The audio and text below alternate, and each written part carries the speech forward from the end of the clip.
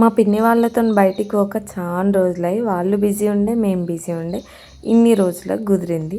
అయితే ఏడికి పోతున్నాం తెలుసా? ఇంకా మేము బయటికంటే టెంపుల్సే ఉంటాయని చాలాసార్లు చెప్పిన కదా, ఫలక్నామా అమ్మవారి దగ్గరికి వెళ్తున్నాం. మా పిన్ని వాళ్ళతో పాటు వాళ్ళ ఫ్రెండ్ వాళ్ళ ఫ్యామిలీ కూడా వచ్చింది.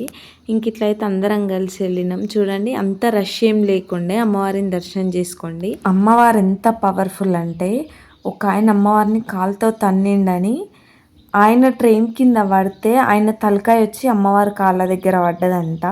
అంత పవర్ఫుల్ అన్నట్టు. అందరికి ఒకటి చెప్తున్నా, మీకు నమ్మకం లేకపోతే మీరు నమ్మకండి, వదిలేయండి. వేరే వాళ్ళ నమ్మకాలని మాత్రం ఇట్లా అవమానించి ఎగతాళి చేస్తే కర్మ అస్సలు ఊకోదు కదా. లోకాన్నంతటిని నడిపించే శక్తి ఉన్న జగన్మాత అమ్మవారు ఏ రూపంలో ఏ పేరుతో ఎక్కడ వెలిసినా అంతా ఒకటే. నమ్మనోళ్ళని కూడా నా బిడ్డలే అని చూసుకునే అమ్మని అతిగా అవమానపరిస్తే అమ్మ ఊరుకున్న కర్మ ఊరుకోదు, తెలుసు కదా.